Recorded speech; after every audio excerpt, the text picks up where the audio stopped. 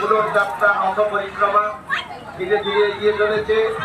তাই এই এলাকার সর্বস্তরের ভক্তমণ্ডলী, শুধু মানুষজন, দোকানদার বৃন্দ সবাইকে আমাদের লিটিস্টার ক্লাবের পক্ষ থেকে জানাই রথযাত্রা উৎসবের প্রীতি, শুভেচ্ছা এবং আন্তরিক অভিনন্দন।